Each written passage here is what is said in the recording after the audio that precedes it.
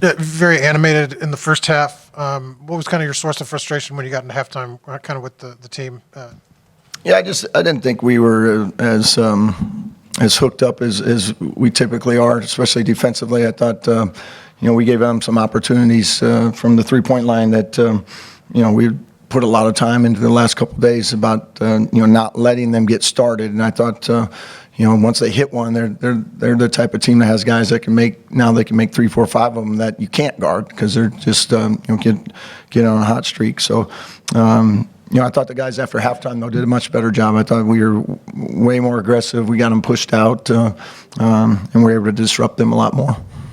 Daniel and Zach? I think the number now is like 299 points to open the year. Just like, how early on with this team could you tell offensively you guys could be this good? Yeah, we've talked about it a lot. They just share the ball, and I think that's what good offense comes from is guys that are willing to move it, share it. We had great balance. One night it could be this guy, one night the next guy, but they really don't care. They don't talk about it. They just go out and play, and they take what the defense gives them. And I thought again tonight, 23 assists to 7 turnovers was really good, and I think that's why you get the shooting percentages you get because we're getting the right type of shots. Where did this team in sort of your mind find that in the summer, that instinctive trust of one another, that if the ball keeps moving, a good shot can become a great one, that the next pass will lead to an even better shot, that he'll make the shot, I don't need to force it? Like, where in your mind did this team kind of find that trust in itself, especially as a group that obviously had not played a lot of basketball together before this summer? Yeah, I don't know if there was like that one moment necessarily. I think it was just a collection of, hey, this is what we talk about, prioritize every day. I think they did a great job of buying into it. I think we even had a little bit of non-success when we played Mega the first time. We had like a 10, 12-minute stretch. I think we had 6 points to start the game or something. We're down 20.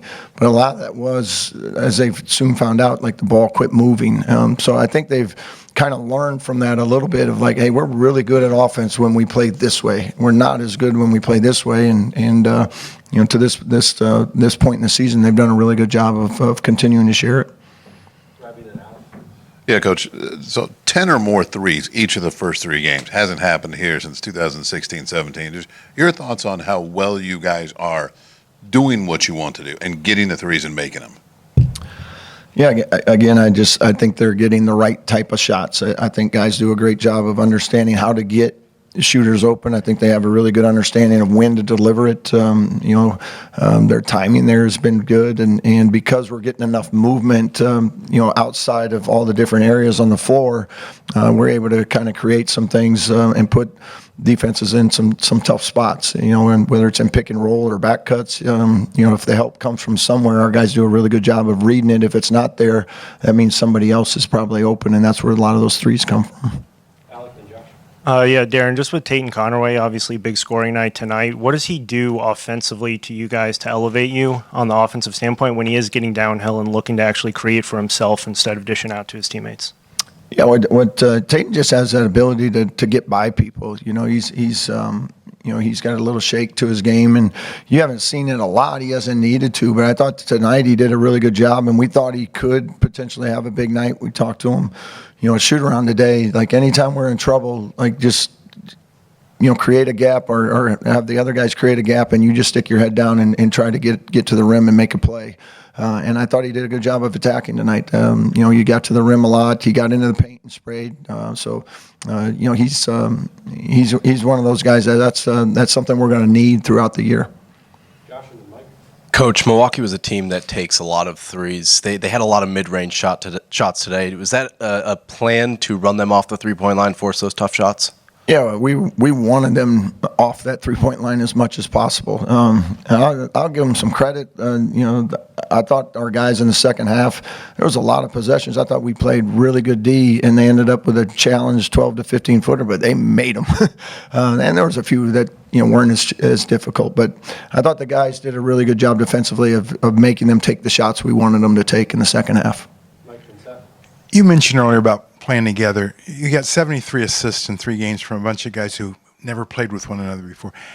How hard, how challenging is that to make that happen so quickly? And what's What's gone into that exactly?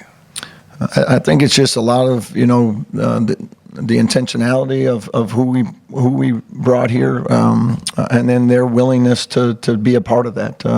We talked to them a lot about this is how we can win, and if we all stay true to that, we're going to have a lot of fun and have some success. But that is the path, and from the summer, the first day they got on campus to us starting to play games, they've bought into it. They enjoy it, they embrace it. So it's usually in the locker room you can tell like when it's real or not. And these guys generally just love playing basketball, and they're a lot of fun to watch together. The efficiency your offense has played with so far per possession, really strong numbers through the first 3 games. Just, I guess, number one, how pleased are you with the offensive efficiency, and how sustainable is it for going forward? Yeah, I think the sustainability really is going to be dictated by what we continue to do it. There's going to be nights where you don't go 14 for 28 and you have those same shots. That's just basketball. That's coming. So on those nights, that's our challenge. Is how do we win those games? I actually thought, even though it was an exhibition game, our Baylor game was similar. Like we didn't shoot it very well, and that was an early test of like, hey, we didn't shoot it well, but we still found a way to win the game. So that's why everything we talk about the offense, we almost let them just kind of go, and you guys just keep doing what you do best. Our whole focus is on the defense and the rebounding piece, because we know if we can get stops, limit people to one chance, and now we get to play in transition. Now we get to go, do what we do best. Coach, a couple weeks ago, your team was a complete mystery to fans, and nobody people who had not seen you, to the basketball world at large. What do you think people might be thinking now when you're scoring 100 points every game? Yeah, I don't know if that's sustainable, but it's hopefully what they see is not just the points. Hopefully they see just guys that play the right way, they play hard, they play unselfish, they share the ball. They understand cutting, moving, screening for one another. That's what ultimately we want people to really take joy in, is like they just like watching this team play together. Yeah, Nick Dorn's first appearance in an IU uniform tonight. What did you see from him, and then what could his role be going forward? Yeah, I think you saw why we were excited to get him out there. His first possession, he's firing up a three and knocks it down. So that was great for him, I'm sure too. The whole thing for him, and he knows this, is just got to be a process to get him back up to some game shape and not putting him in a bad position as he's still working his way back from the injury. But he gives us another guy that can go out there and make 4 or 5 in a night. Like he shoots it at a high level, and he's a big, strong guy too. So it just gives us a lot of versatility from our bench right now. Then that's certainly something that as a coach is a great luxury. Even in the Marquette game, where we have all the foul trouble, it would have been great to have just another guy that we could have put in there. So as he continues to work back, it's just nice now that we got another person that can go in there and not only just and do go in and do what we ask, but he's one of those guys that can change a game when he comes in. Thanks, Coach. Thank you.